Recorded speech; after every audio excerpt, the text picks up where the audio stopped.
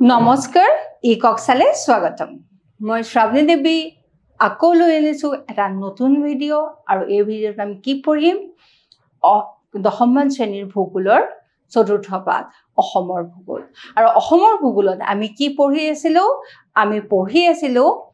পৰিবহন ব্যৱস্থাৰ বিষয়ে পৰিবহন ব্যৱস্থাৰ আগৰ ভিডিঅটোত আমি পঢ়িছিলো আমি পঢ়িছো যে স্থলপথ বা পথ পৰিবহন ব্যৱস্থা আৰু ৰেল পথৰ বিষয়ে আৰু আজি আমি পঢ়িম কি জল পৰিবহন আৰু বিমান পৰিবহনৰ বিষয়ে এতিয়া জল পৰিবহন ব্যৱস্থা আন বিলাকত কি সুবিধা বেছি নে বিমান পৰিবহনৰ সুবিধা বেছি তাৰ মাজত কিবা ড্ৰবেক্স আছে নেকি হেবিলাক আমি কি কৰিব পাৰিম আমি আজি জানিব পাৰিম যে জল পৰিবহন ব্যৱস্থা আটাইতকৈ সস্তা বা কম খৰচী পৰিবহন ব্যৱস্থা আছে জল পৰিবহন ব্যৱস্থা অসমৰ জল পৰিবহন ব্যৱস্থা মূলতঃ আভ্যন্তৰীণ জল পৰিবহন ব্যৱস্থা যে অসম কি হয় নদীমাতৃক দেশ নদীমাতৃক হোৱাৰ লগে লগে অসমত কি আছে বিভিন্ন নদ নদী আছে তাৰ ভিতৰত কি অসমৰ আয়ুস ৰেখা বুলি কাক কোৱা হয় ব্ৰহ্মপুত্ৰ নদী বৰাক উপত্যকা বৰাক নদী আৰু এই ব্ৰহ্মপুত্ৰ আৰু বৰাক উপত্যকাৰ লগত কি আছে বিভিন্ন হাহা নদী বিলাক আছে নদী উপনদী বিলাক আছে এই যে নদী উপনদী বিলাকে যদি আমি কি কৰিব পাৰো ব্ৰহ্মপুত্ৰক সংযোগ কৰিব পাৰো বৰাকক সংযোগ কৰিব পাৰো তেলে কি হ'ব আমাৰ বস্তু কঢ়িওৱা অহাযোৱা কৰা যথেষ্ট কম খৰচী নহবনে গতিকে অসমৰ গোটেই জলপৰিবহন ব্যৱস্থা এতিয়াও কি হোৱা নাই আন্তঃৰাজ্যিক আছে যদিও বেছি পৰিমাণে উন্নত হোৱা নাই কিন্তু আভ্যন্তৰীণ জলপৰিবহন ব্যৱস্থা এতিয়াও কি উন্নত অসম নদীৰ ভূমি আমি কৈ উঠিলো ভাৰতৰ মুঠ জলসম্পদৰ 32% অংশ কি কৰা গ্ৰহণ কৰা ব্ৰহ্মপুত্ৰ আৰু বৰাক নদী আৰু ইয়াৰ অসংখ্য উপনদীয়ে ৰাজ্যখনৰ জলপথ হিচাপে কাম কৰি আছে গোটেই ভাৰতৰ 32% জলপথ ক'ত আছে অসমত আছে মানে অসমত কিমান নদ নদী আছে আৰু নামবিলাক তোমালোকে জানাই এতিয়া 891 কিলোমিটাৰ ব্ৰহ্মপুত্ৰৰ দীঘলীয়া গতিপথ হদিয়াৰ পৰা ধুবুৰীলৈ 121 কিলোমিটাৰ বৰাকৰ পৰা দীঘলীয়া গতিপথ নাও চলাচল কৰিব পৰা যায় তাৰ মানে 891 কিলোমিটাৰ ব্ৰহ্মপুত্ৰ আৰু 121 কিলোমিটাৰ বৰাক এই গোটেইখিনি অঞ্চল কি হয় নাব্য অঞ্চল য'ত কি কৰিব পাৰে নাও বব পাৰে আৰু এই নাব্য অঞ্চলে কি কৰে আমাৰ বিভিন্ন অঞ্চলক যোগাযোগত সহায় কৰিছে 1988 চনত ব্ৰহ্মপুত্ৰৰ 891 কিলোমিটাৰ দৈৰ্ঘ্যৰ যাতায়াতযোগ্য জলপথক দেশৰ দ্বিতীয় ৰাষ্ট্ৰীয় জলপথ হিচাপে ঘোষণা কৰা হৈছিল এই জলপথটোৱে অসমকে ধৰি সমগ্ৰ উত্তৰ পূব ভাৰতৰ অৰ্থনৈতিক উন্নয়নত বহুখিনি অৰিহণা যোগাইছে ব্ৰিটিছসকলে যেতিয়া অসমত শাসন কৰি আছিল তেতিয়াটো আমাৰ পথ পৰিবহন ব্যৱস্থা ইমান উন্নত হোৱা নাছিলে যেতিয়া ৰেল পৰিবহন ব্যৱস্থা হ'ল ৰেল পৰিবহন ব্যৱস্থা ইমান উন্নত হ'ব পৰা নাছিলে তেওঁলোকে খালি কয়লা খনি থকা অঞ্চল আৰু চাহ বাগান বিলাকহে কি কৰিছিলে ৰেলপথেৰে সংযোগ কৰিছিল কিন্তু মূলত তেওঁলোকে যেতিয়া প্ৰথম আৰম্ভণিতে আহিছিল তেতিয়া কিন্তু তেওঁলোকে কি কৰিছিল জল পৰিবহন ব্যৱস্থাই ব্যৱহাৰ কৰিছিল কলিকতাৰ পৰা গুৱাহাটীলৈ আহিবলৈ বা ধুবুৰীলৈ আহিবলৈ তেওঁলোকে কি ব্যৱহাৰ কৰিছিল জলপথ ব্যৱহাৰ কৰিছিল আৰু এই জলপথে সেইখিনি সময়ত ব্ৰিটিছক যথেষ্ট সহায় কৰিছিল আৰু তেনেকে আমাৰ যদি আমি আহোম বুৰঞ্জীটো আমি দেখা পাম আহোম ৰজাসকলে যথেষ্ট পৰিমাণে জলপথ ব্যৱহাৰ কৰিছিল আৰু ইয়ে অসমৰ অৰ্থনৈতিক উন্নয়নত যথেষ্ট সহায় কৰি আছে লখিমপুৰৰ পৰা ভংগালৈকে বিস্তৃত বৰাক নদী 121 কিলোমিটাৰ দৈৰ্ঘ্যৰ জলপথ আৰু 2013 চনত দেশৰ 6 নং ৰাষ্ট্ৰীয় জলপথ হিচাপে ঘোষণা কৰা হয় এই জলপথটোৱে সস্তা হাৰত বা কম খৰচত জাহাজৰ জৰিয়তে সামগ্ৰী পৰিবহন কৰি সমগ্ৰ উত্তৰ পূৰ্বাঞ্চল আৰু ভাৰতলৈ বিশেষকৈ অসম নাগালেণ্ড মিজোৰাম মণিপুৰ ত্ৰিপুৰা আৰু অৰুণাচল প্ৰদেশৰ অৰ্থনৈতিক উন্নয়ন বৃদ্ধিত সহায়ক হ'ব বুলি আশা কৰা হৈছে যে পাহাৰীয়া অঞ্চলবিলাকতো জলপথে কি কৰিব পাৰিব যথেষ্ট সহায় কৰিব পাৰিব কাৰণ আমাৰ গোটেই উত্তৰ পূৰ্বাঞ্চলৰ মূল স্থানটো হৈছে দুৱাৰমুখটো হৈছে অসম আৰু অসমলৈকে যদি কি কৰে সামগ্ৰীবিলাক কঢ়িয়াই অনা হয় তাৰপিছত বাকী ৰাজ্যবিলাকেও অসমৰ পৰা লৈ যাব পাৰে আৰু ইয়ে কি হয় বস্তুবিলাক কঢ়িয়াই অনা যিটো খৰচ সেই খৰচটো যথেষ্ট পৰিমাণে কমাই আনে কাৰণ ৰেলপথ আৰু স্থলপথেৰে কঢ়িয়াওঁতে কি হয় যথেষ্ট খৰচ হয় কিন্তু জলপথৰ ক্ষেত্ৰত এই খৰচটো যথেষ্ট কম কাৰণ জলপথ কি কৰিব নালাগে মেৰামতি কৰিব নালাগে জলপথত কোনো কি নাথাকে যে তাক চোৱা চিতা কৰিব পৰা পথ মেৰামতি কৰিব লাগে সেইবিলাক খৰচ নাথাকে অসমৰ জল পৰিবহণ ব্যৱস্থা প্ৰসাৰৰ কামত নিয়োজিত দুটা চৰকাৰী সংস্থা হৈছে কেন্দ্ৰীয় আভ্যন্তৰীণ জলপথ নিগম আৰু আভ্যন্তৰীণ জল পৰিবহণ সঞ্চালয় যাক কোৱা হয় IWT এই সংস্থাসমূহৰ মূল দায়িত্বনো কি সেই যে দুটা সংস্থা আছে সংস্থা দুটাৰ দায়িত্ব কি জল পৰিবহণত জল সম্পদৰ ফলপ্ৰসূ ব্যৱহাৰ জলপথক সস্তা পৰিবহণ পদ্ধতি হিচাপে ব্যৱহাৰ কৰি সামগ্ৰী আৰু যাত্ৰী পৰিবহণ ব্যৱসায়িক ভিত্তিত অঞ্চলটোৰ জলপথৰ সঠিক ব্যৱহাৰ ইত্যাদি ব্ৰহ্মপুত্ৰ নদীৰ কাষে কাষে কেইবাটাও নদী বন্দৰ আৰু এইবোৰৰ উপৰি ব্ৰহ্মপুত্ৰ যাত্ৰী আৰু সামগ্ৰী উভয় পৰিবহণৰ বাবে 30 জোৰতকৈ অধিক ফেৰীঘাট আছে আৰু এই ফেৰীঘাট বিলাকেও তেওঁলোকে চোৱাচিতা কৰে এতিয়া এই যে জল পৰিবহণ ব্যৱস্থা আমি পালো ইয়াৰে কি জল পৰিবহণ জল সম্পদৰ ফলপ্ৰসূ ব্যৱহাৰ আমাৰ যিমান জল সম্পদ আছে তাক ফলপ্ৰসূভাৱে ব্যৱহাৰ হৈছে নে নাই তাক কি কৰিব এই চৰকাৰী সংস্থাটোৱে চাব আমি মানুহক জনাব লাগিব যে জল পৰিবহণৰ আমাৰ ইমানবিলাক সুবিধা আছে আৰু এই সুবিধাৰ সহায়ত কি হ'ব পাৰে যথেষ্ট কম খৰচত আমি সামগ্ৰী আৰু মানুহ কি কৰিব পাৰো যাতায়াত কৰাব পাৰো সেই কথাটো আমি কি কৰিব লাগিব মানুহক জনাব লাগিব এতিয়া আমাৰ উত্তৰ গুৱাহাটী তোমালোকে সবেই জানা যে উত্তৰ গুৱাহাটী যদি আমি স্থলপথৰে আহো তেতিয়ালে কি কৰিব লাগিব হয় আমি আমিনগাঁও হৈ আহিব লাগিব নহলে গৌৰীপুৰ হৈ ঘূৰি আহিব লাগিব আৰু দুটা ৰাস্তাৰে আহোতে আমাৰ সময় কিমান লাগিব প্ৰায় 1 ঘণ্টা সময় লাগিব কিন্তু তাৰ পৰিৱৰ্তে আমি যদি জলপথেৰে যাওঁ তেতিয়ালে কি হয় প্ৰায় 15 পৰা 20 মিনিট সময়ৰ ভিতৰতে গৈ পোৱা যায় আৰু খৰচো যথেষ্ট কম তেতিয়াহলে কি হয় মানুহবিলাকে আহা কৰিবলৈ সামগ্ৰীবিলাক কঢ়িয়াবৰ কাৰণে যদি আমি জলপথ ব্যৱহাৰ কৰো তেতিয়া বেছি সুবিধাজনক হয় তেনেকে বিভিন্ন ধৰণৰ ব্ৰহ্মপুত্ৰৰ ভিতৰত থকা বিভিন্ন ধৰণৰ চৰ অঞ্চলবিলাকত যাবৰ কাৰণে কি হয় আমি ফেৰী ব্যৱহাৰ কৰিব পাৰো আৰু ফেৰী কি গুৱাহাটীতে কিমান আছে ব্ৰহ্মপুত্ৰ 30 জোৰতকৈ অধিক ফেৰীঘাট আছে আৰু এই ফেৰীঘাট বিলাকৰ সহায়ত কি হয় যাত্ৰী অহা যোৱা কৰিব পাৰে যেনেকৈ মাজুলীৰ পৰা যোৰহাটলৈকে ফেৰীৰ সহায়তে অহা যোৱা কৰা হয় যেনেকৈ ধুবুৰীৰ বিভিন্ন চৰ অঞ্চলত কি কৰা হয় নাও বা ফেৰী ব্যৱহাৰ কৰা হয় আৰু এইবিলাকৰ সহায়ত আমাৰ কি হৈছে মানুহবিলাকে আহা যোৱা কৰাটো সহজ হৈ পৰিছে বৰ্তমান আভ্যন্তৰীণ জল পৰিবহণত 3টা বিভাগৰ অধীনত বৰাক নদী ব্ৰহ্মপুত্ৰ আৰু ইয়াৰ উপনৈসমূহত 96খন ফেৰী সেৱা চলি আছে এই 3টা পৰিবহণ বিভাগৰ ভিতৰত দুটা হৈছে চৰকাৰী আৰু এটা হৈছে বেচৰকাৰী আৰু কিমানখন ফেৰী আছে 96খন ফেৰী চলি আছে IWT বিভাগে ৰাজ্যখন 61খন বয়বস্তু আৰু যাত্ৰী কঢ়োৱা জাহাজ আৰম্ভ কৰিছে যিয়ে আভ্যন্তৰীণ স্থানসমূহত সংযোগ কৰে আৰু য'ত পথ যোগাযোগ ব্যৱস্থা নাই আমাৰ অসমৰ গাঁও ভুই এনেকুৱা বহুত অঞ্চল আছে যিবিলাকত কি হয় এতিয়া পথ পৰিবহণ ব্যৱস্থা উন্নত কৰিব পৰা হোৱা নাই ব্ৰহ্মপুত্ৰৰ বহুত দলং গঢ়াৰ সুবিধা আছে সেই দলংবিলাক হৈ নুঠালৈকে আমাৰ জল পৰিবহণ ব্যৱস্থাই একমাত্ৰ আলম যেনেকৈ মাজুলীত যাবৰ কাৰণে আমি কি কৰিব লাগিব এতিয়া যদিও পথ পৰিবহণ ব্যৱস্থা হৈছে তথাপি অধিক সংখ্যক লোকে কি কৰে জল পৰিবহণ ব্যৱস্থাই ব্যৱহাৰ কৰে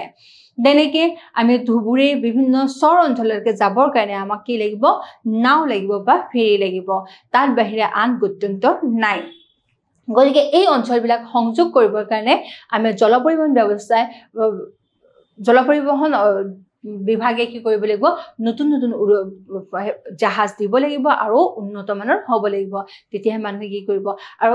তাৰ উপৰি আৰু এটা কথা দেখা যায় যে জলপৰিবহণ ব্যৱস্থা উন্নত হোৱাৰ এতিয়াও বহুতো কি আছে স্কোপ আছে কাৰণ বহুত ক্ষেত্ৰত মানুহে কি কয় জলপৰিবহণ আমাৰ চৰকাৰী ব্যৱস্থা নাথাকাৰ কাৰণে হাত নাও বা সৰু বেসৰকাৰী নাওবিলাকত যায় আৰু বহুত সময় কি হয় বিপদৰ মুখামুখি হয় তাৰ কাৰণে চৰকাৰক আমি ক'ব পাৰো যে আমাক আৰু বেছি কি কৰক জাহাজ বা ফেৰীৰ ব্যৱস্থা কৰক ব্যক্তিগত মালিকৰ বৃহৎ সংখ্যক ফেৰী আৰু ভূতভূতি সেৱা অসংগঠিত খণ্ডৰ অধীনত সামগ্ৰী আৰু যাত্ৰী পৰিবহণৰ বাবে চলি আছে আৰু এই ফেৰী বা ভূতভূতি সেৱাবিলাক অসংগঠিত বেসৰকাৰী হিচাপে চলি আছে যদিও এইবিলাকে আমাক কি কৰিছে জলপৰিবহণত সহায় কৰিছে ইয়াৰ কিছুমান কি হয় ভয় লগাও হয় কাৰণ তেওঁলোকৰ কি নাথাকে বেছিভাগতে সাৱধান হ'বলগীয়া বস্তুবিলাক নাথাকে গতিকে আমি কি কৰিব লাগিব তাৰ কাৰণে চৰকাৰে কি কৰিব লাগিব চোৱাচিতা কৰিব লাগিব অসমৰ আভ্যন্তৰীণ জলপৰিবহণৰ সুবিধাবিলাক কি নদীৰ ভূমি হোৱাৰ বাবে অসমৰ জলপৰিবহণ ব্যৱস্থাৰ সম্প্ৰসাৰণ পৰিসৰ আৰু সুযোগ যথেষ্ট অধিক এতিয়ালৈকে উন্নত হৈছে আৰু উন্নত হোৱাৰ পৰিসৰ আছে জলপৰিবহণত ইন্ধনৰ বাবে ব্যয় অন্যান্য পৰিবহণৰ তুলনাত কম গধুৰ সামগ্ৰী পৰিবহণত জলপৰিবহণৰ অধিক উপযোগী এই যে আমাৰ নামনি সোৱণশিৰি প্ৰকল্পত যিমান ডাঙৰ ডাঙৰ পাইপবিলাকত যে ব্যৱহাৰ কৰা হৈছে সেই পাইপবিলাক জলপৰিবহণৰ সহায়তে কঢ়িয়াই নিয়া হৈছে কাৰণ স্থলভাগেৰে কঢ়িয়াই নিবলৈ বহুত দিন লাগিব বহুত খৰচ লাগিব তাৰ কাৰণে কি হয় জলপৰিবহণ আটাইতকৈ উপযোগী পৰিবহণ ব্যৱস্থা আভ্যন্তৰীণ জলপৰিবহণৰ ৰাজ্যৰ ভিতৰত সামগ্ৰী আৰু যাত্ৰী পৰিবহণৰ বাবে সেৱা আগবঢ়াই আহিছে পথ পৰিবহণৰ দৰে জলপৰিবহণতো বায়ু প্ৰদূষণৰ তেনে কোনো সমস্যা নাই জলপৰিবহণ ব্যৱস্থাই সামগ্ৰী আৰু যাত্ৰীৰ চলাচলৰ বাবে পথ যোগাযোগৰ ক্ষেত্ৰত পিছপৰা ঠাই লোকসকলক সহায় কৰি আহিছে আনকি আমাৰ কি হৈছে কিছুমান জেগা য'ত কি নাই পথ পৰিবহণ নাই তাত আনকি নাওতে এম্বুলেন্সৰ ফেৰীতে কি কৰা হৈছে এম্বুলেন্সৰ ব্যৱস্থা কৰা হৈছে মেডিকেল সুবিধাও কৰা হৈছে যাতে মানুহবিলাক কি হৈ নাযায় মৃত্যুমুখত নপৰে প্ৰাকৃতিক দুৰ্যোগৰ সময়ত বিশেষকৈ ৰাজ্যত বানপানীৰ সময়ত জলপৰিবহণ ব্যৱস্থাই গুৰুত্বপূৰ্ণ ভূমিকা পালন কৰে জলপৰিবহণ ব্যৱস্থাৰ ক্ষেত্ৰত মেৰামতি ৰক্ষণাবেক্ষণ পথ নিৰ্মাণ আদিৰ দৰে কোনো সমস্যা নাই কাৰণ প্ৰাকৃতিক নদী আৰু নৈবোৰ জলপথ হিচাপে ব্যৱহাৰ কৰা হয় আমাক কতো কি কৰিব লগা হোৱা নাই আৰ্টিফিচিয়েলি কৃত্ৰিমভাৱে জলাশয় শান্তি উলিয়াব লগা হোৱা নাই গতিকে নদ নদীবিলাকক আমি কি পৰিচৰ্যা কৰিব লাগিব নালাগে তাতো যথেষ্ট পৰিমাণে পানী সদায়ে থাকে জাহাজ এখন ৰক্ষণাবেক্ষণৰ কাৰণে কোনো কাকো ৰখাই থব নালাগে কাৰণ জাহাজখন কোনেও চলাই লৈ যাব নোৱাৰে আমাৰ যেনেকৈ বাইকখন গাড়ীখন কোনোবাই চুৰ কৰি যাব পাৰে জাহাজ এখন বা ফেৰী এখন সবে চলাব নাজানে আৰু কোনো চুৰ কৰি নিবও নোৱাৰে তেনেকৈ পথ নিৰ্মাণৰ খৰচ নাই আৰু জাহাজ কেইখনৰ যিখিনি পৰিচৰ্যা সেইখিনিতো খৰচটো বহুত কম হয় এতিয়া গেলে বিমান পৰিবহণ এইটো কিন্তু কি হয় কম সময়ত পৰিবহণ কৰিব পৰা ব্যৱস্থা কিন্তু বাকি পৰিবহণ ব্যৱস্থা কেইটাতকে কি হয় বেছি খৰচী বিমান পৰিবহণ আধুনিক পৰিবহণ ব্যৱস্থাৰ এক অবিচ্ছেদ্য উপাদান বৰ্তমান অসমৰ বিমান পৰিবহণ খণ্ডই কিছু উন্নতি সাধন কৰিছে আগতকে বহুত পৰিমাণে উন্নত হৈছে অসমত এতিয়া বিমান পৰিবহণৰ জৰিয়তে ভাৰতৰ বিভিন্ন স্থানৰ সৈতে সংযুক্ত হৈছে গুৱাহাটী তেজপুৰ যোৰহাট ডিব্ৰুগড় উত্তৰ লখিমপুৰ আৰু শিলচৰত অৱস্থিত অসামৰিক বিমানবন্দৰৰ জৰিয়তে ৰাজ্যখনৰ বিমান পৰিবহণ চলি আছে এইকেইটা কি ক'ত আমাৰ বিমানবন্দৰ আছে গুৱাহাটীত আছে তেজপুৰত আছে যোৰহাট ডিব্ৰুগড় উত্তৰ লখিমপুৰ আৰু শিলচৰত কি আছে বিমানবন্দৰ আছে য'ৰ পৰা বিমান উৰিব পাৰে আৰু তাৰ উপৰিও কিছু পৰিমাণে কি আছে আমাৰ অসমত হেলিপেড আছে য'ত কি হয় বিভিন্ন কাৰণত কি কয় হেলিকপ্টাৰবিলাক কি হ'ব পাৰে নামিব পাৰে আৰু সেই হেলিপেডবিলাকে আমাৰ বিমান পৰিবহণ বা আমাৰ যিটো এভিয়েশ্যন চিষ্টেমত কি কৰে সহযোগ কৰে ধুবুৰীৰ ৰূপসীত অৱস্থিত আন এটা অসামৰিক বিমানবন্দৰ আছে যদিও এইটো কি কৰিব পৰা নাই দীৰ্ঘদিন ধৰি বন্ধ হৈ আছে ইয়াক কাৰ্যকৰী কৰিব পৰা হোৱা নাই ব্যক্তিগত খণ্ডৰ অধীনত সকলো প্ৰধান বিমান সংস্থাই গুৱাহাটীলৈ অহা যোৱা কৰি নিয়মীয়াকৈ বিমান সেৱা চলাই আছে আৰু মূল বিমান বন্দৰটো হৈছে কি গুৱাহাটী কিছুমান ব্যক্তিগত কোম্পানী আৰু সংস্থাই ৰাজ্যখনৰ ভিতৰতে হেলিকপ্টাৰ সেৱা চলাই আছে বা উত্তৰ পূব ভাৰতৰ ৰাজ্যসমূহৰ আভ্যন্তৰীণ স্থানসমূহ সংযোগ কৰি আছে বৰ্জাৰ গুৱাহাটীত অৱস্থিত এই বিমানবন্দৰটো নাম হল লোকপ্ৰিয় গোপীনাথ বৰদলৈ আন্তঃৰাষ্ট্ৰীয় বিমানবন্দৰ নামেৰে জনাজাত আৰু এই আন্তঃৰাষ্ট্ৰীয় বিমানবন্দৰটোৰ সহায়ত আমি কি কৰিব পাৰো ৰাজ্যৰ দেশৰ আন ৰাজ্যবিলাকলৈ আমি বিমান সংযোজন কৰিব পাৰো লগতে আন দেশলৈও বিমান যোৱাৰ ব্যৱস্থা কৰা হৈছে সমগ্ৰ উত্তৰ পূবৰ এইটোৱে একমাত্ৰ আন্তঃৰাষ্ট্ৰীয় বিমানবন্দৰ গুৱাহাটী লোকপ্ৰিয় বৰদলৈ আন্তঃৰাষ্ট্ৰীয় বিমানবন্দৰ সেৱাৰ তথ্য কিমান যে 2009 পৰা 10 লৈকে দৈনিক বিমান উৰণৰ সংখ্যা কিমান আছিল দৈনিক বিমান উৰণৰ সংখ্যা আছিল 72খন অহা যোৱা কৰা যাত্ৰী কিমান আছিল 4357 জন আৰু দৈনিক পৰিবহণ কৰা ব্যৱসায়িক মালবস্তু আছিল 14.45 টন কিন্তু হেতুৱে বাঢ়ি গৈ বৰ্তমান 2012-13 কিমান হৈছে 76 খন হৈছে মাজতে 2011-12 দৈনিক উৰণৰ সংখ্যা কি হৈছিল বাঢ়িছিল কিন্তু 2012-13 লৈকে কিছু কি হৈছে বিমানৰ সংখ্যা কমিছে কিন্তু যাত্ৰীৰ সংখ্যা বাঢ়িছে কিমান 5690 জন হৈছে আৰু মালবস্তু কঢ়িয়াৰ ওজন কিমান হৈছে বাঢ়িছে 16.47 কিন্তু সবতকে ভাল অৱস্থা আছিল কেতিয়া 2010 পৰা 11 তেতিয়া কি আছে যদি 77 খন আছিল কিন্তু মালবস্তু কঢ়িয়াৰ কি হৈছিল বাঢ়িছিল যদিও এইবিলাক কি হৈছে কমা বঢ়া হৈ আছে কিন্তু তথাপি আমাৰ বৰ্তমান বিমান পৰিবহণ ব্যৱস্থা আগতকৈ যথেষ্ট উন্নত হৈছে এই সময়ছোৱাত দৈনিক গড়ে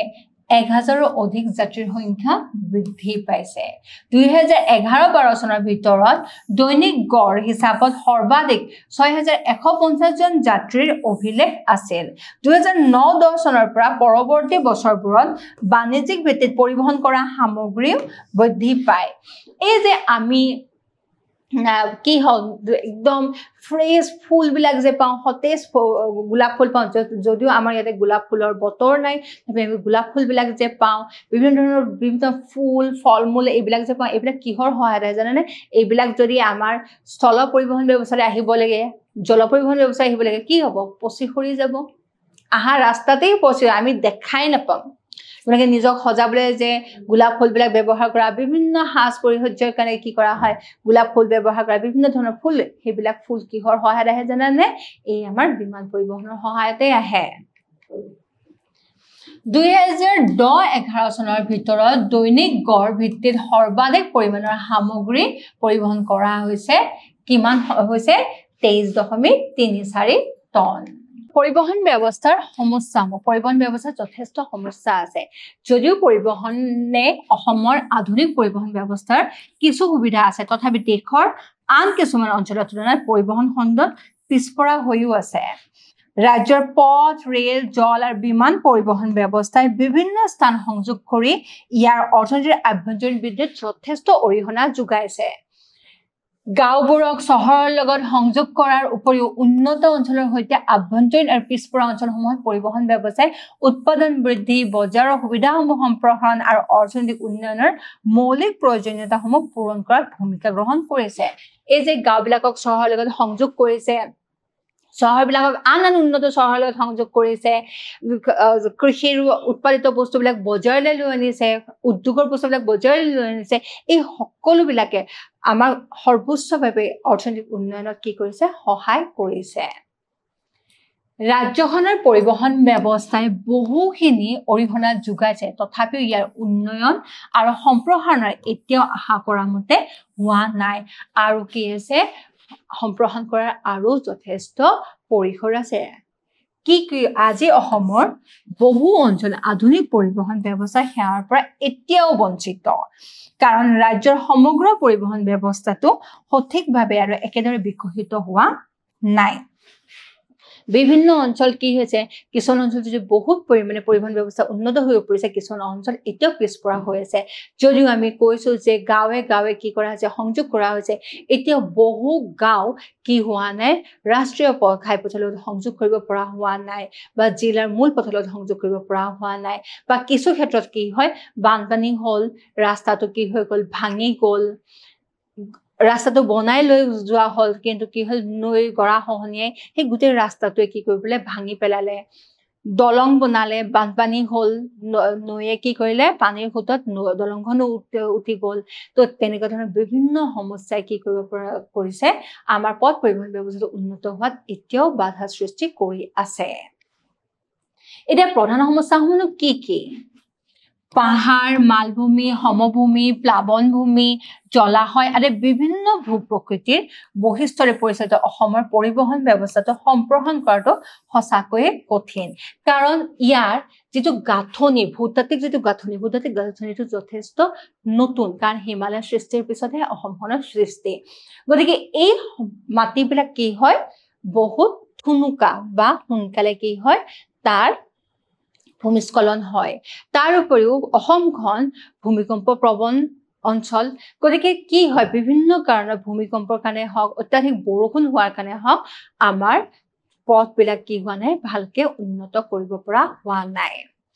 পশ্চিমত ঠেক ভূখণ্ডৰ দ্বাৰা অসম ভাৰতৰ মূল ভূখণ্ডৰ সৈতে সংযুক্ত হৈ আছে গতিকে সেই পথছোৱা কি হ'ব পৰা নাই এটাই মাত্ৰ ৰাষ্ট্ৰীয় পথ বনাব পৰা হৈছে আৰু তাত আন পথ সৃষ্টিৰ কোনো সুবিধা নাই ইয়াৰ ফলত পৰিবহণ সম্প্ৰসাৰণত যথেষ্ট অসুবিধা হৈছে কিছুমান অঞ্চলত অসমৰ মাটিৰ গুণাগুণ পথ নিৰ্মাণ আৰু ৰক্ষণাবেক্ষণৰ বাবে উপযোগী নহয় যেনেকৈ উত্তৰ কাছাৰ পাৰ্বত্য জিলা ডিমা হাছাওলৈকে বা আমাৰ কাছাৰলৈকে বৰাক ভেলীলৈকে যাবৰ কাৰণে ৰাস্তাটো প্ৰত্যেক বছৰ বনোৱা হয় কিন্তু প্ৰত্যেক বছৰ বিভিন্ন কাৰণত ভূমিস্খলনৰ কাৰণে হওক যিকোনো কাৰণতে হওক কি হয় ৰাস্তা বন্ধ হৈ পৰি থাকে সেই ৰাস্তাৰ কি হ'ব লাগিব হয় বিমান পৰিবহণৰ সহায় ল'ব লাগিব নহ'লে দিন ধৰি পেলাই কি হয় স্থল পৰিবহণে কঢ়িয়াই নিয়া বস্তুবিলাক তাত ৰৈ যাবলগীয়া বাধ্য হয় কাৰণ আমাৰ প্ৰাকৃতিক অৱস্থা গ্ৰীষ্মকালত অধিক বৰষুণে সহজ পথৰ ক্ষতিসাধন কৰে অতি সহজে পথবিলাক কি কৰি পেলাই ভাঙি পেলায় পথ নিৰ্মাণত কোনো উপযুক্ত আৰু আধুনিক প্ৰযুক্তি প্ৰয়োগ নকৰাৰ বাবে কম সময়ৰ ভিতৰতে ক্ষতিগ্ৰস্ত হয় বানপানী হোৱাৰ লগে লগে সেই বানপানীৰ ওপৰত গাড়ী চলাই দিলে বা বিভিন্ন কাৰণ কি হয় তাৰ ওপৰত যেটো শিলৰ কোটিং দিয়া হয় সেই শিলবিলাক কি হৈ যায় উঠি যায় আৰু ৰাস্তাটো ভাঙি ছিঙি যায় তেতিয়া যাত্ৰাটো কি হয় কষ্টকৰ হৈ পৰে ঔদ্যোগিক উন্নয়নৰ ক্ষেত্ৰত ভাৰতৰ আন কিছুমান ৰাজ্যৰ তুলনাত অসম এতিয়াও পিছপৰা আৰু এই ঔদ্যোগিক উন্নয়ন পিছপৰাৰ কাৰণে কি হয় আমাৰ যাতায়াত উন্নত হোৱাই একমাত্ৰ কাৰণ ৰাজ্যৰ উন্নত পৰিবহণ ব্যৱস্থা ইয়াৰ ঔদ্যোগিক উন্নয়নৰ আন এটা কাৰণ কিন্তু আনফালে ঔদ্যোগিক উন্নয়নে পৰিবহণ ব্যৱস্থাৰ বিকাশত উৎসাহিত কৰিব পাৰে নতুন নতুন উদ্যোগ স্থাপন হ'লে নতুন নতুন ইণ্ডাষ্ট্ৰিয়েলিষ্টবিলাক যেতিয়া অসমলৈ আহিব তেতিয়া কি হ'ব আমাৰ পৰিবহণ ব্যৱস্থা আৰু উন্নত হ'ব পাৰে অসমত পৰ্যটন উদ্যোগৰ বিকাশৰ অপৰিসীম পৰিসৰ আছে সম্ভাৱনা থকাৰ পাছতো ইয়াৰ উন্নয়নৰ বাবে এতিয়ালৈকে কোনো উপযুক্ত ব্যৱস্থা গ্ৰহণ কৰা হোৱা নাই যদিহে ৰাজ্যৰ পৰ্যটন উদ্যোগৰ বিকাশৰ ওপৰত যথাযথ গুৰুত্ব দিয়া হয় তেন্তে পৰিবহণ খণ্ডত একেবাৰে উন্নত হৈ উঠিব হেয়া নিশ্চিত এতিয়া আমাৰ যদি কাজিৰঙাৰ ভিতৰত কাজিৰঙা কি হয় ৰাস্তা ঘাটবিলাক বানপানী হোৱাৰ লগে বন্ধ হৈ যায় যদি আমি এইবিলাক কি কৰিব পাৰোঁ উন্নত কৰিব পাৰোঁ যদি আমাৰ কি হয় কাজিৰঙাৰ ভিতৰৰ পৰিৱেশ বিনষ্ট নোহোৱাকৈ যদি আমি কি কৰিব পাৰোঁ তাত আমি বেলেগ পথত নিৰ্মাণৰ ব্যৱস্থা কৰিব পাৰোঁ তেতিয়াহ'লে কি হ'ব গোটেই বছৰ জুৰি আমি পৰ্যটক পাম তেনেকৈ বিভিন্ন ৰাষ্ট্ৰীয় অভয়াৰণ্যবিলাকৰো একেই অৱস্থা যেনেকৈ আমাৰ ৰেলপথৰ ভিতৰত আমি জানো যে দীপৰ বিলৰ মাজেৰে কি হৈ গৈছে আমাৰ ৰেলপথ গৈছে এতিয়া কিন্তু সিয়ে আমাৰ কি কৈছে দীপৰ বিলৰ মাজত যিটো হাতী কৰিডৰ হাতী অহা যোৱা কৰা ৰাস্তা তাত বিভিন্ন সদায় হাতী আৰু ট্ৰেইনৰ কি হয় মুখামুখি হয় গতিকে সেই জেগাটোৰ আমাক কি লাগে বিকল্প কিবা ব্যৱস্থা লাগে তাৰ কাৰণে আমি কি কৰিব লাগিব চিন্তা চৰ্চা কৰিব লাগিব ৰাজ্যত বৃহৎ বজাৰৰ অভাৱৰ বাবে পৰিবহণ ব্যৱস্থা বিকাশ হোৱা নাই আন্তঃৰাজ্যিক পৰ্যায়ৰ লগতে আন্তঃৰাষ্ট্ৰীয় পৰ্যায়ত বাণিজ্য আৰু বাণিজ্যৰ ক্ষেত্ৰৰ সৈতে সক্ৰিয়ভাৱে জড়িত হ'ব পৰা নাই আৰু এইবিলাক কাৰণত যে আন্তঃৰাষ্ট্ৰীয় বা আন্তঃৰাজ্যিক পৰ্যায়ৰ বাণিজ্যৰ লগত সংযোগ হ'ব পৰা গ'ল হয় তেতিয়া আমাৰ পৰিবহণ ব্যৱস্থা উন্নত হ'ল হয় ফলস্বৰূপে পৰিবহণ ব্যৱস্থা আন্তঃগাঁথনি দুৰ্বল হৈ আছে গতিকে আমাৰ যদি অৰ্থনৈতিক ব্যৱস্থা আৰু উন্নত হয় আমি যদি আৰু বেছি কি কৰিব পাৰো উদ্যোগ স্থাপন কৰিব পাৰো আমি যদি আমাৰ বাণিজ্য আৰু বঢ়াব পাৰো তেতিয়াহ'লে আমাৰ পৰিবহণ ব্যৱস্থা কি হ'ব আৰু উন্নত হৈ পৰিব ৰাজ্যখনৰ ৰাষ্ট্ৰীয় আৰু বিদেশী বিনিয়োগ হ্ৰাস পাইছে কাৰণ সময়ে সময়ে উদ্ভৱ হোৱা জাতিগত সাম্প্ৰদায়িক আৰু বিদ্ৰোহী সমস্যাৰ পৰা উদ্ভৱ হোৱা কিছু সামাজিক আৰু ৰাজনৈতিক অশান্তি যেটো বিগত কিছু বছৰ ধৰি এতিয়া যদিও হাম কাটিছে কিন্তু যোৱা দশকটো কি আছিল গুটি উগ্ৰপন্থী সংগঠন বিলাক আৰু আমাৰ সাম্প্ৰদায়িক সংঘৰ্ষই কি কৰিছিল আমাৰ বিদেশী বা আন বিনিয়োগকাৰী কি কৰিছিল অসমৰ পৰা আতৰাই পঠাইছিল আৰু তাৰ ফলতো আমাৰ পৰিবহণ ব্যৱস্থাত কিছু বাধা আহি পৰিছে ফলত বাণিজ্যৰ সম্প্ৰসাৰণ সীমিত হৈ পৰিবহণ খণ্ডে যথেষ্ট ক্ষতিগ্ৰস্ত হৈছে পৰিবহণ ব্যৱস্থাটো পৰিমাণগতভাৱে বিকশিত হৈছে যদিও গুণগতভাৱে সম্প্ৰসাৰণ নিৰ্দিষ্ট সীমাৰ ওপৰত নহয় পৰিমাণগতভাৱে হৈছে মানে কি ৰাস্তা ঘাট ৰাষ্ট্ৰীয় ঘাইপথ যথেষ্ট কি হৈছে বাঢ়িছে কিন্তু তাৰ যেটো কোৱালিটি তা হেয়া কি হয় উন্নত হ'ব পৰা নাই ৰাস্তা বিলাক খলা বমা ভঙা হেবিলাক পথ ৰেলপথ জল আৰু বিমান পৰিবহণৰ ক্ষেত্ৰত কাৰ্যকৰী আৰু কাৰিকৰী দক্ষতাৰ অভাৱ লক্ষ্য কৰা হয় আৰু তাত আৰু বেছি গুৰুত্ব দিয়াৰ প্ৰয়োজন আছে